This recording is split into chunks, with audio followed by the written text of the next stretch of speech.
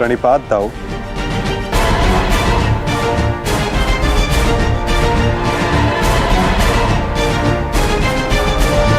प्रणिपात गुरुदेव।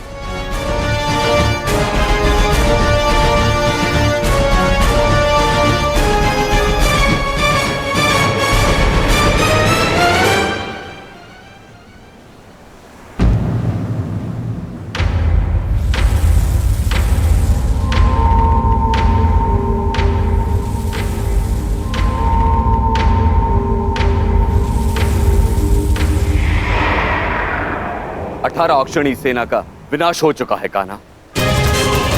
आर्यव्रत के सभी महारथी काल के गाल में समा चुके हैं। अब और कितनी आहुति दी जाएगी इस युद्ध में कान्हा? उत्तर दो। बंद करो ये विनाश, बंद करो ये महाभारत अब।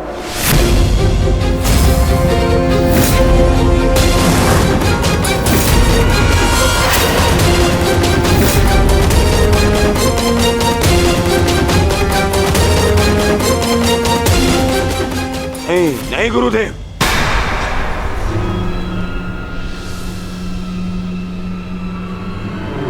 मैं इतना कुछ खो चुका हूं कि अब जब तक मेरा प्रतिशोध पूर्ण ना हो जाए ये युद्ध समाप्त नहीं हो सकता। और ना ही मैं अपनी प्रतिज्ञा पूर्ण होने से पूर्व इस युद्ध को समाप्त होने दूंगा।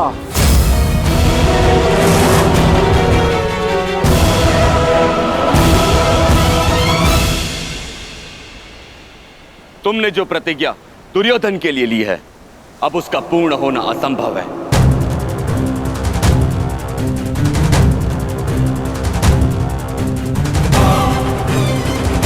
क्योंकि गदा युद्ध में कमर से नीचे प्रहार करना नियम के विरुद्ध है।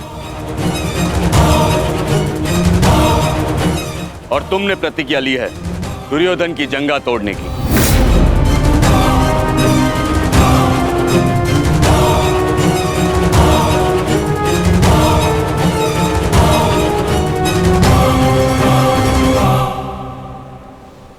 कैसी अनीति दाऊ। महामहिम भीष्म के बाणों की शैया पर जाने के पश्चात इस युद्ध में कोई नीति शेष नहीं रही दाऊ। और फिर आपने तो स्वयं को इस युद्ध से विमुख रखा था ना।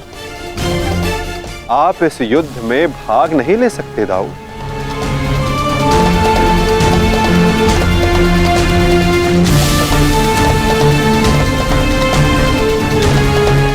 ये युद्ध धर्म स्थापना के लिए है दाऊ। मैं यही तो देखने आया हूं कान्हा कि इस धर्म स्थापना की युद्ध में कोई अधर्म ना हो।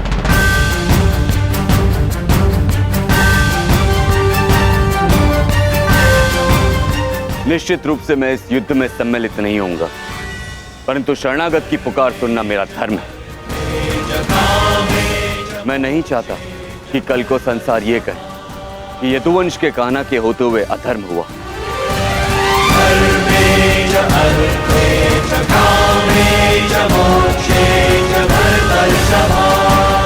यदि ये दोनों युद्ध करना चाहते हैं तो करें।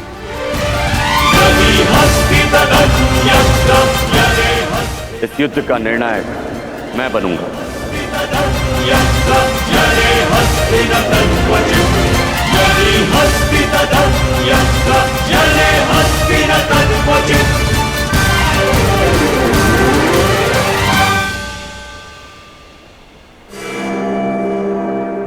और स्मरण रहे, जिसने भी इस युद्ध में नियमों का उल्लंघन करके विजय पाई, उसे मैं स्वयं अपने हल से समाप्त कर दूंगा।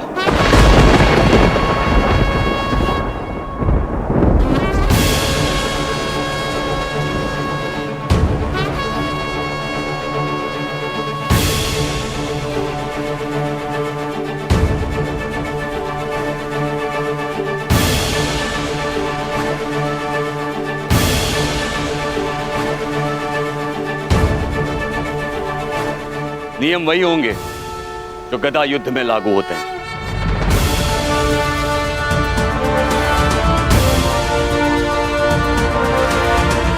और युद्ध में कोई भी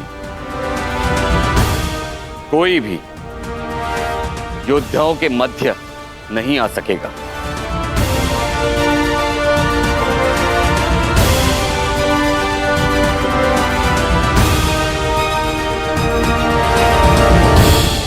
इस द्वंद्व का विजेता इस युद्ध का विजेता माना जाएगा।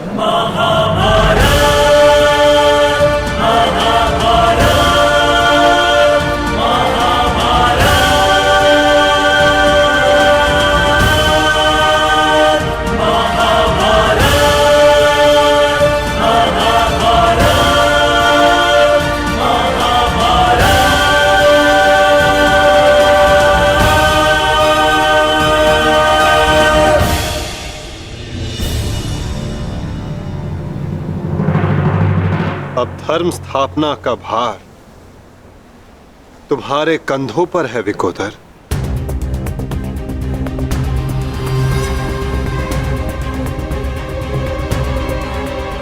यदि मेरे कंधों पर कोई भार है तो केवल मेरी प्रतिज्ञा का, जिसे मैं अवश्य पूर्ण करूंगा।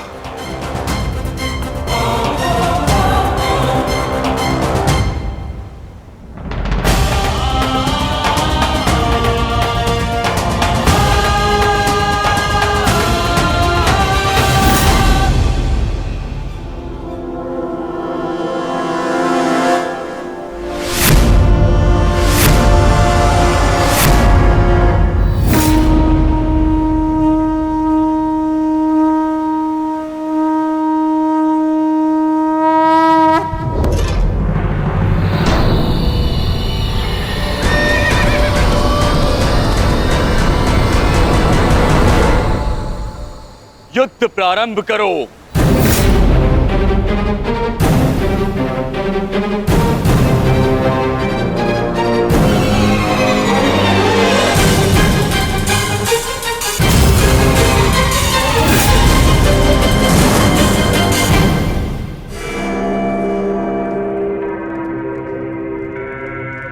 अब विजय और पराजय इस द्वंद्व पर निर्भर करेगी महाराज।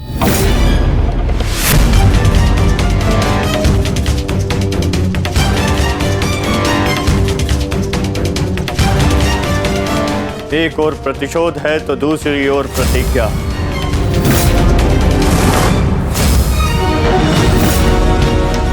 गुरुकुल के दो सर्वश्रेष्ठ गदाधारी आज एक दूसरे के विरुद्ध खड़े हैं महाराज, और महाबली बलराम निर्णायक है महाराज।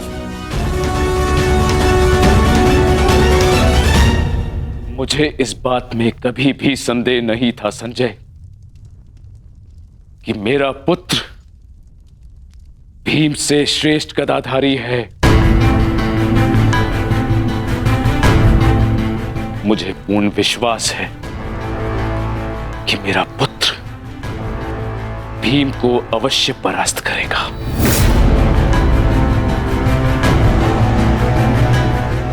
परंतु मुझे चिंता थी तो केवल वासुदेव की, कि कहीं वो किसी प्रकार का छल ना करे। परंतु अब गांधारी के वरदान फलस्वरूप न भीम दुर्योधन का कुछ बिगाड़ पाएगा, और हलधर बलराम के मध्य में उपस्थित होने के कारण वासुदेव भी हमारे पुत्र के साथ कोई छल नहीं कर पाएंगे। हस्तिनापुर में उत्सव की तैयारी करो। मेरा पुत्र इस संसार का सबसे बड़ा युद्ध जीत कर आने वाला है।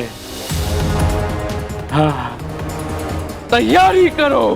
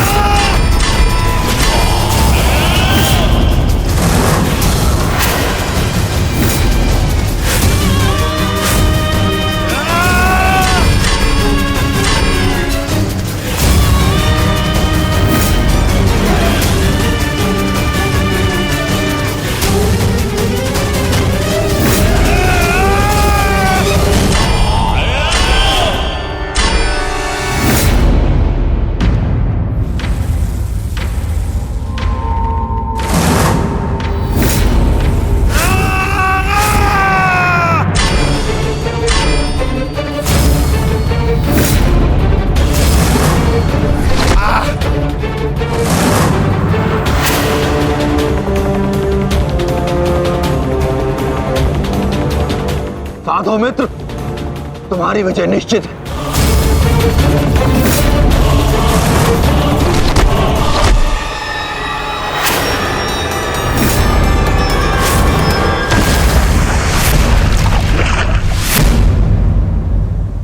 माधव, यदि ऐसा ही चलता रहा तो भीम दुर्योधन के आगे अधिक समय तक टिक नहीं पाएगा।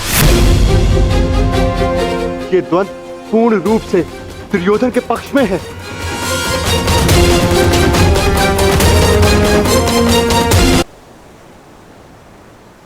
धर्म स्थापना का मार्ग सरल कहां होता है धर्मराज? उसमें अनेकों कांटे होते हैं, अनेकों ठोकरें होती हैं, अनेकों आघात होते हैं।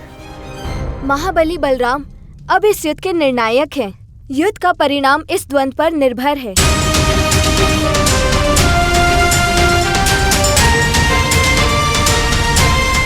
माधव, आप क्या यूं ही देखते रहेंगे?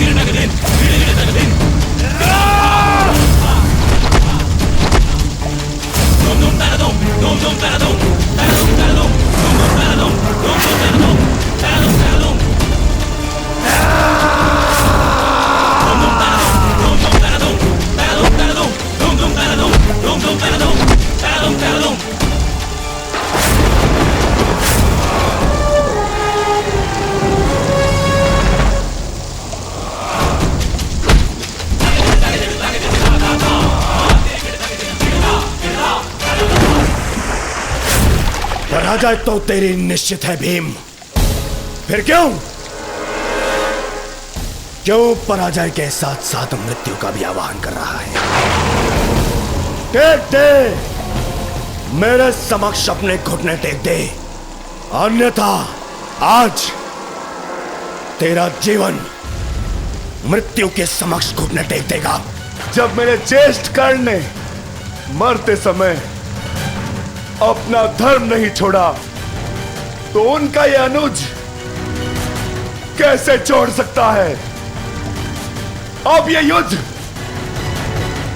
हम में से किसी एक के मृत्यु के पश्चात ही समाप्त होगा। नहीं, वो तेरा ज्येष्ठ नहीं था, कोई संबंध नहीं था तुम्हारे साथ में उसका, क्योंकि कोई अनुज अपने ज्येष्ठ की इस तरह मृत्यु नहीं करता, वो भी छल से। वो केवल मेरा था, मेरा मित्र था वो। तुम्हारा उसके साथ में कोई संबंध नहीं था कोई संबंध।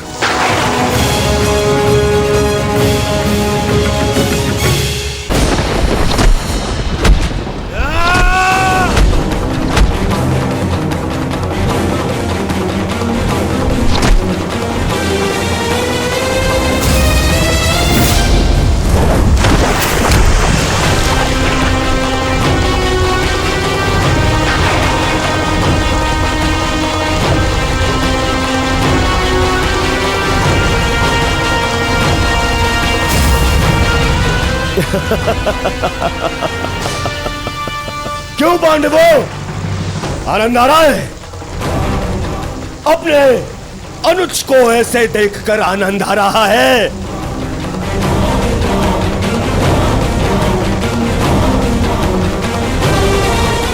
इसी के सहारे इस युद्ध में विजय प्राप्त करने का स्वप्न देखा था ना तुम लोगों ने?